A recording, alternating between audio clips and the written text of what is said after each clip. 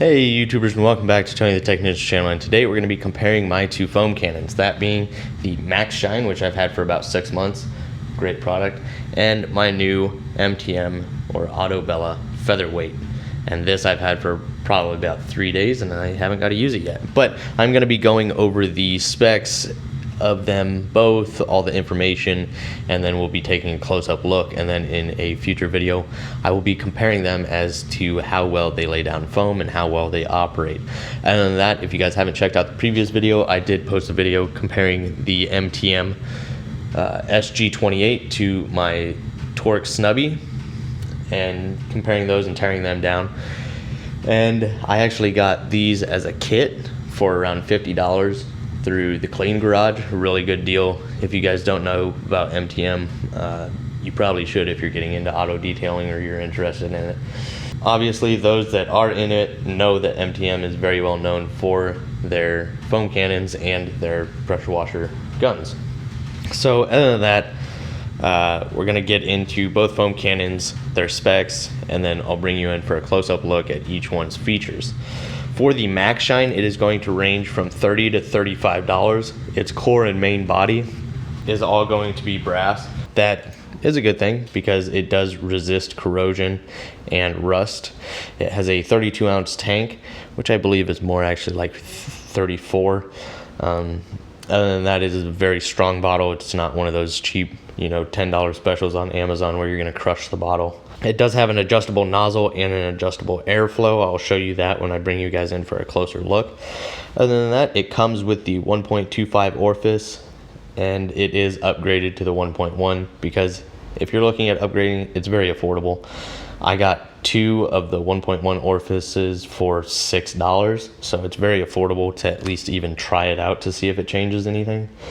And the specs on it, it does operate between 800 and 5,000 psi, and 1.4 to 5.3 gallons per minute, and can operate with water temperatures up to 140 degrees. So that is it as far as the Maxshine information. Moving on to the Autobella MTM Featherweight. So what I mean by that is this isn't actually made by MTM like the PF22 or anything. This is made by Autobella or Hydrobase, and they are out of Italy, and they actually helped design some of the MTM products, but MTM didn't actually have a hand in this product. So MTM just suggests this as their affordable foam cannon. So either way, it's supposed to be really good, and MTM suggests it, so it's very affordable instead of paying the $80 for the nicer MTM. This is roughly $25 to $30, and like I said, sold by MTM as the affordable option, still made in Italy, and a really cool design. So we're going to take a look at the differences. It is extremely lightweight. It is all aluminum, core and main body, and it states that it is all military grade. Now, if there's anybody out there that hasn't been in the military or hasn't looked into military grade stuff, don't ever take military grade as being top of the line. Military grade is very funny to me, especially if you've been in the military or you're in the military. You probably already know that it sounds ridiculous when a company tries to play a product off as military grade. It's, amazing. No, military grade doesn't mean anything.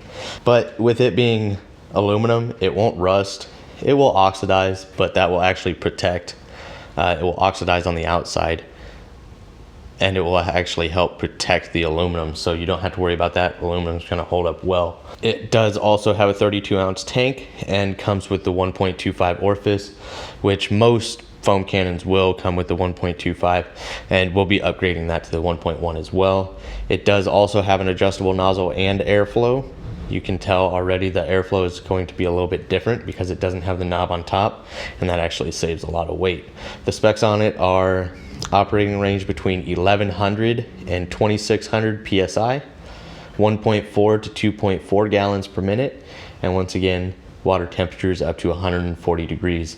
So it doesn't operate quite as high at the pressure range, its max is 2600 compared to the Maxshine's 5000, but in the auto detailing industry, there's no reason you should be using 5000 psi anyways, or even 2600. 1100 to roughly 1800 is probably perfect. Other than that, 1.4 to 2.4 gallons per minute. So it can't, because it being aluminum, it can't handle as much or as many gallons per minute as the Maxshine, where that one's up to 5.3 gallons per minute. So that's the differences there. Now let's actually take a close-up look of these and I'll show you the differences in quality. So what we have here is the Maxshine over here. As you can see, the bottle, it's actually a really nice strong bottle. So there's no crushing it. It's much more durable than your $15 Amazon bottles that you see. Here you can see the brass main body, and I believe this is actually a stainless steel. Might be just zinc plated, I'm not sure. Stainless steel, quick connect. Here's the airflow. This is the standard airflow that you see on a lot of foam cannons.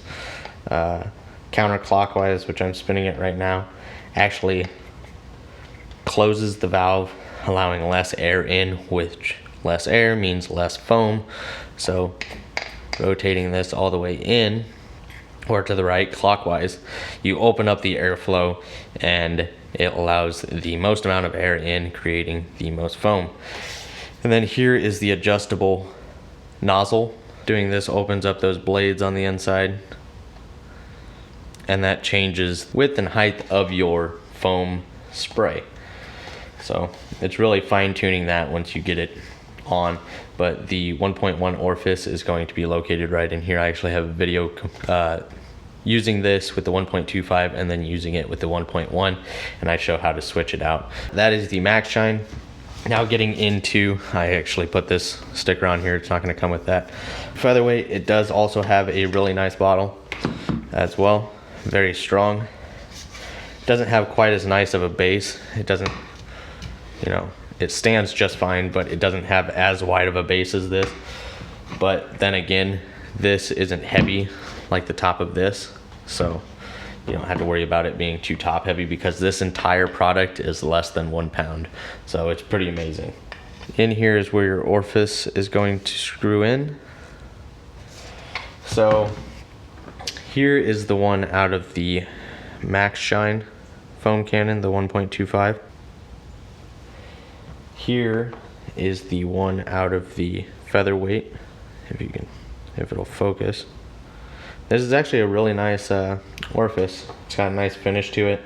Other than that, this is a smaller orifice. This is roughly 1 millimeter, and it fits through these pretty easily because they're 1.25.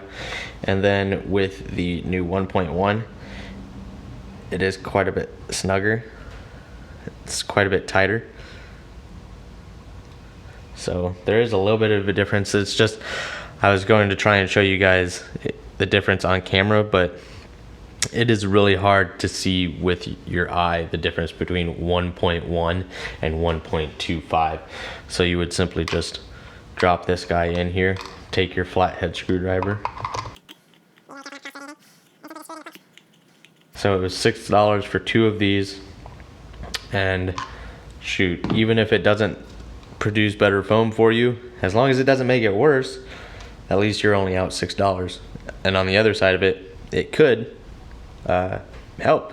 It actually, I think it helped quite a bit with the Maxshine producing better foam. So we're gonna see in my next video how it does with this Featherweight. Other than that, I showed you the original airflow nozzle up here.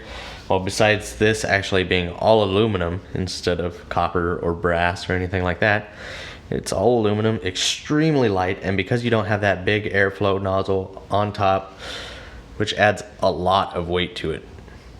This thing is very top heavy. If you've ever held a foam cannon, you know how top heavy a foam cannon is. This is like how I lay this one down. It does that.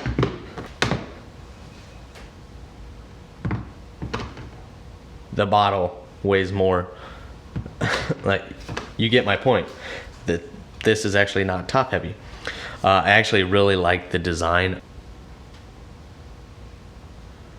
So that is how you're going to adjust your foam height.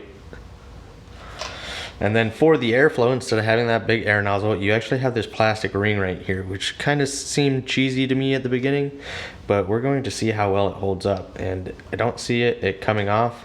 I mean, you could take it off. You want to open up all the air all the time, have the most foam. You could simply take it off. You can have one ring open or one hole open, or you can set it like that and it allows both to be open, or you can close it off completely and that gives you the least amount of air. So operation's the same, just a different style airflow. They saved a lot of weight by doing this, so we're going to see how well this actually works. We're going to adjust this on the fly in the next video and see how much it changes that foam. But other than that, a look at the differences between the Maxshine foam cannon and the new MTM Auto Bella Featherweight by Hydrobase. And one thing I do want to point out is I think it is really funny that, you know, hey, you can foam your car with this. Yeah, look at that coverage. Yeah, that's not the foam cannon that's in here. But so I thought that was pretty funny. But other than that, that's the differences, and I really hope you guys enjoyed. If you guys did, please make sure to hit that thumbs up, leave a comment down below, and as always, subscribe if you're not a subscriber.